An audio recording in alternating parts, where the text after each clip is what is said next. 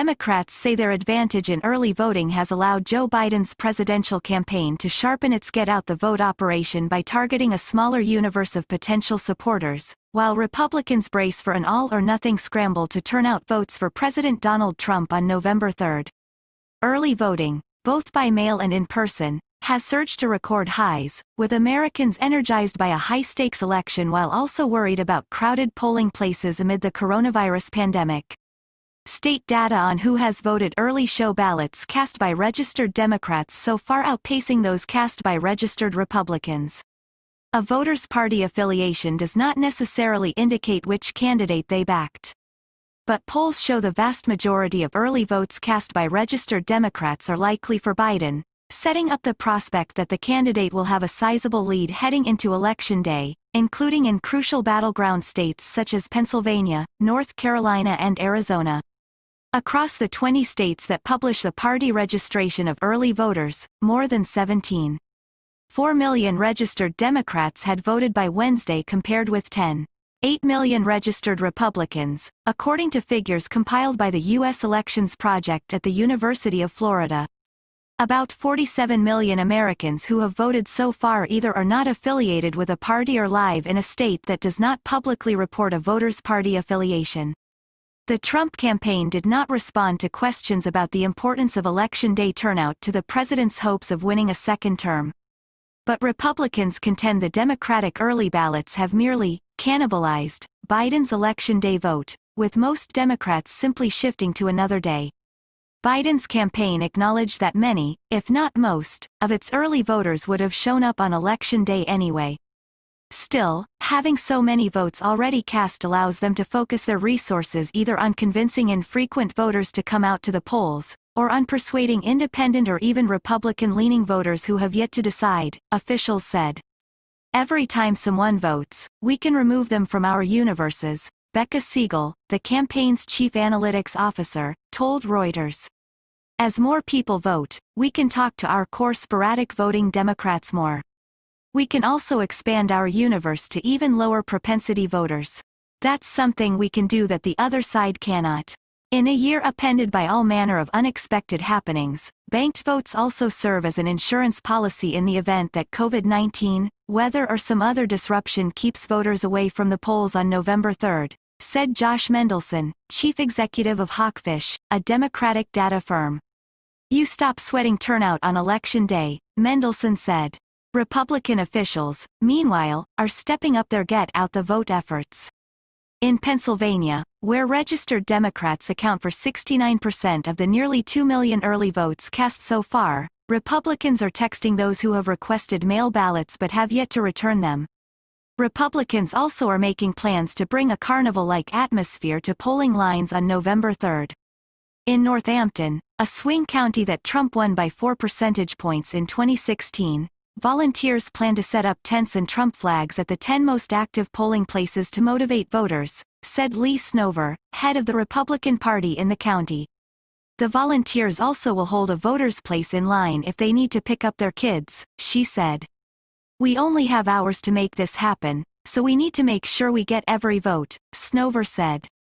Jim Worthington, who owns an upscale fitness center in the Philadelphia suburbs, founded a pro-Trump group to help the president win Pennsylvania's suburban Bucks County and keep the competitive 1st Congressional District in Republican hands. He said he spent $500,000 to identify and reach out to roughly 15,000 people who do not regularly vote.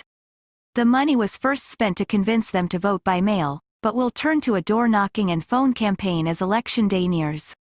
It's a turnout election, and we need a huge turnout, Worthington said.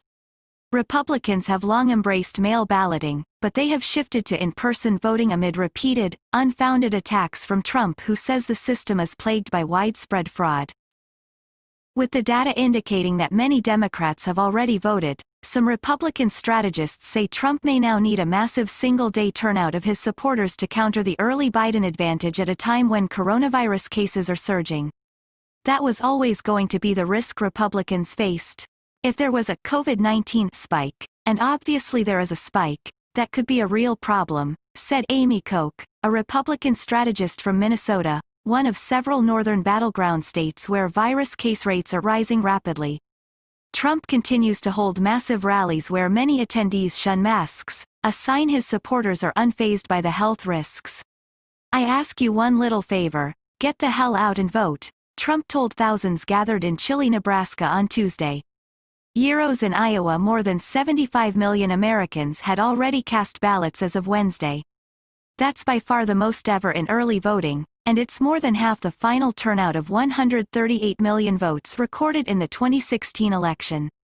The staggering figures have prompted some analysts to predict the highest turnout rate in a century. The actual votes for each candidate won't be known until polls close, perhaps with a lag of days or more. Pollsters have long predicted Biden voters would dominate mail-in voting after Trump's repeated, unsubstantiated claims that it would be ridden with fraud.